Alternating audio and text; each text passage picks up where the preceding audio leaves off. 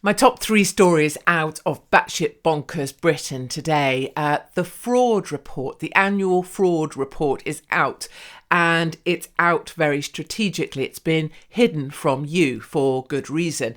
So it's being hidden behind the Prince Harry story and all of the noise there. It's also being hidden by the fact that it sounds incredibly dull.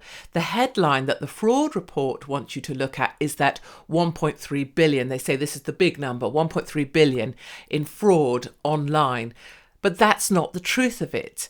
The truth of it, that inside the fraud report, is that £7 billion was wasted, 7.9 billion actually, on testing contracts during track and trace. And get this, £6 billion of your money, of the 7.9 billion, were contracts that were linked to a government minister.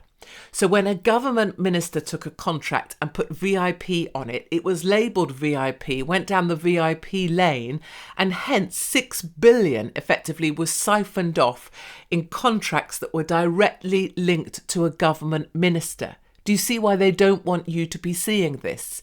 The other thing is PPE MedPro. So you know Baroness Mone, Michelle Mone, who's still out there free as a bird. 200 million went to PPE MedPro, which was utterly useless, no use whatsoever. That company, PPE MedPro, is now the subject of an investigation by the National Crime Agency into potential fraud, which means Michelle Mone is under criminal investigation and no one wants to talk of this, so it's being hidden from you, but it's very easy to find if you simply look.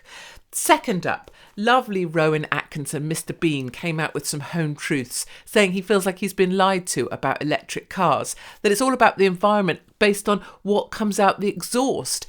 But no one takes into account kind of the cost to the environment of having these new cars every 3 years, of the batteries and where they come from, and what's the sustainability of a battery actually, and the fact that if people are changing their cars every 3 years, how is that any use to the environment? And he's saying that now he basically tells his mates, look, if you've got an old car, hang on to that, because that seems much more environmentally friendly. And of course, what have The Guardian done the very next day? They've come out with a fact check.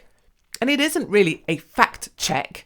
It's just a guy outraged that Rowan Atkinson dared come out and say that electric cars really aren't all that.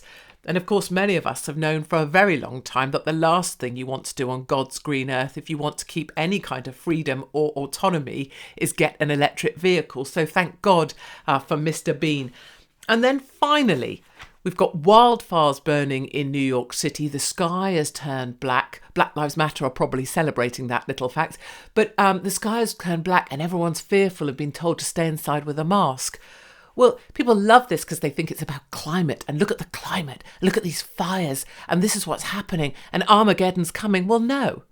Actually, if there was better forestry put in place and people were allowed to manage their forests properly, if there was targeted and strategic burns, controlled burning like there used to be, that provides some sort of block to these wildfires because you've burnt away all the nonsense already.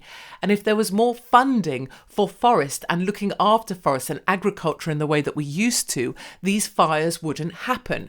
So the climate activists love to hook onto these and saying, look, this is what's happening. This is Armageddon. No, it's just that if you abandon something or ignore it or don't look after it properly, bad things happen. So these are three stories, three lies, three manias being promoted today in the media. And these are the realities we face here amongst the madness in Batshit Bonkers Britain.